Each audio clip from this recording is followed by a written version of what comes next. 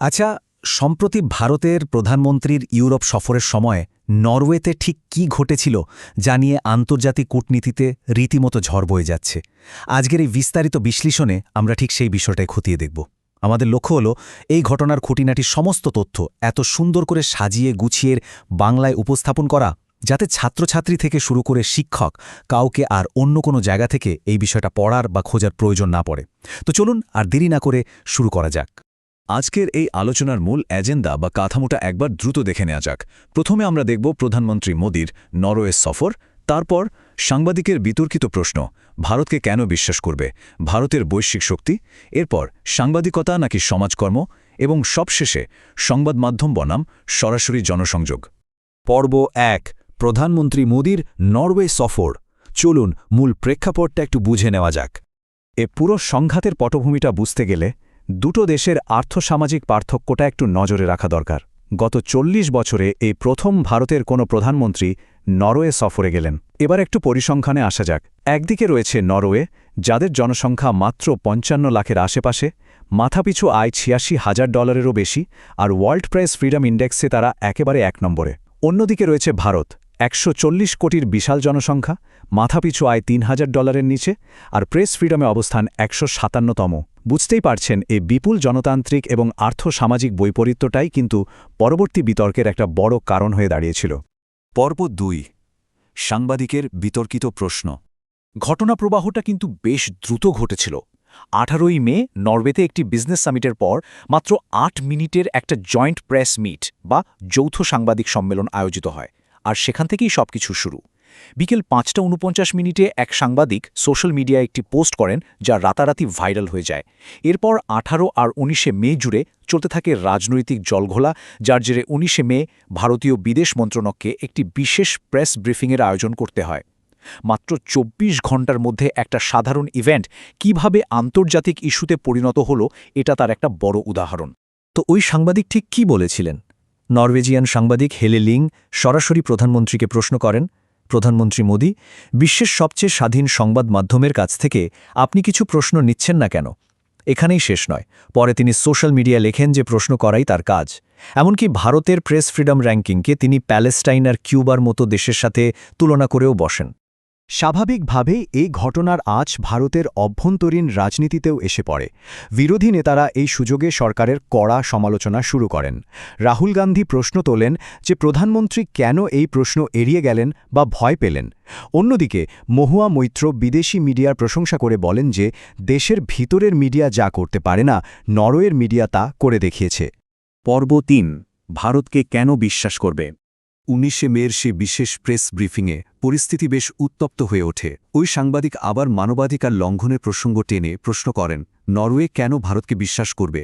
ভারতীয় বিদেশ মন্ত্রকের সচিব রাষ্ট্রদূত সিবি জর্জ যখন উত্তর দিতে শুরু করেন, তখন ওই সাংবাদিক তাকে মাঝপথে বাধা দেওয়ার চেষ্টা করেন। ঠিক সেই সময় অত্যন্ত শান্ত অথচ দৃঢ় স্বরে সিবি জর্জ বলেন, না, আপনি আমাকে একটি প্রশ্ন করেছেন, আমাকে উত্তর দিতে দিন। রাষ্ট্রদূত জর্জের উত্তরের ভিত্তিটা ছিল বেশ চমকপ্রদ।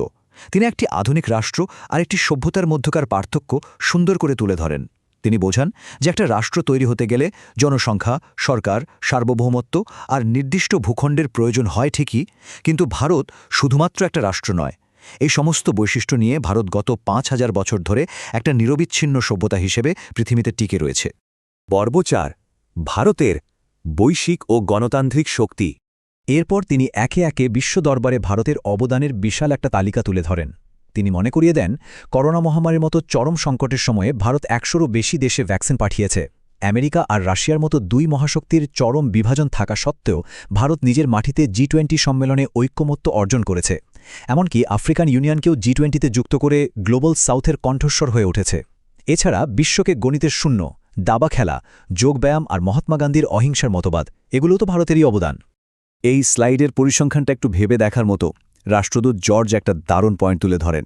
তিনি বলেন, বিশ্বের মোট জনসংখ্যার ৬ ভাগের ১ ভাগ মানুষ ভারতে বাস করে, কিন্তু গোটা বিশ্বের মোট যে সমস্যা বা সংকট, তার ৬ ভাগের ১ ভাগ কিন্তু ভারত থেকে তৈরি হয় না। অর্থাৎ এত বিশাল জনসংখ্যা থাকা সত্ত্বেও ভারত বিশ্বের কাছে সমস্যার কারণ নয়, বরং সমাধানের একটা বড় অংশ। গণতান্ত্রিক অধিকার নিয়ে ওঠা প্রশ্নের জবাবে তিনি কয়েকটি নির্দিষ্ট বিষয় তুলে ধরেন। তিনি জানান ভারতে ১০০ কোটিরও বেশি ভোটার রয়েছেন, যা একে বিশ্বের বৃহত্তম গণতন্ত্রে পরিণত করেছে। এখানে নাগরিকদের মৌলিক অধিকার সুরক্ষিত এবং সুপ্রিম কোর্টের দ্বারস্থ হওয়ার সম্পূর্ণ স্বাধীনতা রয়েছে। প্রতি ৫ বছর অন্তর যেভাবে সম্পূর্ণ শান্তিপূর্ণভাবে ক্ষমতার হস্তান্তর হয় এবং দেশে ২০০টিরও বেশি নিউজ চ্যানেল যেভাবে স্বাধীনভাবে কাজ করে, সেগুলোই ভারতের গণতান্ত্রিক শক্তির সবচেয়ে বড় প্রমাণ। পর্ব ৫, সাংবাদিকতা নাকি সমাজকর্ম। ঘটনার পর সমালোচকরা কিন্তু একটা অন্য দিকও সামনে এনেছেন। এই টেবিলটা একটু খেয়াল করুন। ১৮ই মের অনুষ্ঠানটি ছিল একটি জয়েন্ট প্রেস মিট, যার মূল উদ্দেশ্য হল নেতাদের তরফ থেকে শুধুমাত্র তথ্যমূলক বিবৃতি দেওয়া। নিয়ম অনুযায়ী সেখানে সাংবাদিকদের প্রশ্ন নেওয়ার কথা ছিল না। প্রশ্নোত্তরের জন্য আলাদা প্রেস কনফারেন্স বা প্রেস ব্রিফিংয়ের ব্যবস্থা থাকে, যা পরের দিন করাও হয়েছিল। তাই অনেকেই প্রশ্ন তোলেন, ওই সাংবাদিক কি তাহলে পদ্ধতি না মেনেই একটা বিবৃতি পর্বকে বিঘ্নিত করেছিলেন? বিতর্ক আরও বাড়ে ঠিক পরের দিন ১৯শে মের প্রেস ব্রিফিংয়ে ভারতীয় রাষ্ট্রদূতের বিস্তারিত উত্তর যখন চলছিল, তখন ওই সাংবাদিক জল খাবার কথা বলে মাঝপথেই কক্ষ থেকে বেরিয়ে যান। ইন্টারনেট ব্যবহারকারীরা দ্রুত খুঁজে বের করেন যে অতীতে প্রাক্তন মার্কিন প্রেসিডেন্ট ডোনাল্ড ট্রাম্পের সাথেও এই সাংবাদিকের ঠিক একই রকম সংঘাত হয়েছিল। ফলে অনেকেই তার রাজনৈতিক নিরপেক্ষতা নিয়ে সন্দেহ প্রকাশ করেন এবং দাবি করেন যে তার এই কাজটা বস্তুনিষ্ঠ সাংবাদিকতার চেয়ে অ্যাক্টিভিজমের সাথেই বেশি মিলে যায়। পর্ব ৬, সংবাদ মাধ্যম বনাম সরাসরি জনসংযোগ। এই পুরো ঘটনাপ্রবাহ আমাদের সামনে একটা বড় প্রশ্ন তুলে দিয়ে যায়। প্রথাগত প্রেস কনফারেন্সে মিডিয়াকে উত্তর দেওয়াটাই কি আধুনিক গণতন্ত্রের স্বচ্ছতা প্রমাণের একমাত্র মাপকাঠি? নাকি আজকের দিনে নেতারা যেভাবে সোশ্যাল মিডিয়া বা জনসভার মাধ্যমে সরাসরি সাধারণ মানুষের সাথে যোগাযোগ করেন, সেটাও সমানভাবে বৈধ? প্রথাগত মিডিয়ার তীক্ষ্ণ নজরদারি বনাম সরাসরি জনসাধারণের কাছে পৌঁছানো, গণতন্ত্রের এই নতুন যুগে কোনটা বেশি গ্রহণযোগ্য? বিষয়টা কিন্তু সত্যি ভাবার মতো। তো এই ছিল নরওয়েতে ঘটে যাওয়া কূটনৈতিক সংঘাতের সম্পূর্ণ এবং বিস্তৃত একটি বিশ্লেষণ। আশা করি সমস্ত খুঁটিনাটি তথ্য এখানে এত নিখুঁতভাবে উঠে এসেছে যে এই বিষয়টা নিয়ে ছাত্রছাত্রী বা শিক্ষক কাউকে আর অন্য কোনো উৎসের খোঁজ করতে হবে না। আজকের এই সুন্দর এবং তথ্যবহুল বিশ্লেষণটি প্রস্তুত করার ক্ষেত্রে বিশেষ সাহায্য এবং গাইডেন্সের জন্য শুভদীপ সিং স্যারকে আমাদের তরফ থেকে অসংখ্য ধন্যবাদ ও বিশেষ কৃতজ্ঞতা। শেখার এবং জানার এই অনন্ত যাত্রা এভাবেই অব্যাহত থাকুক। ভালো থাকবেন।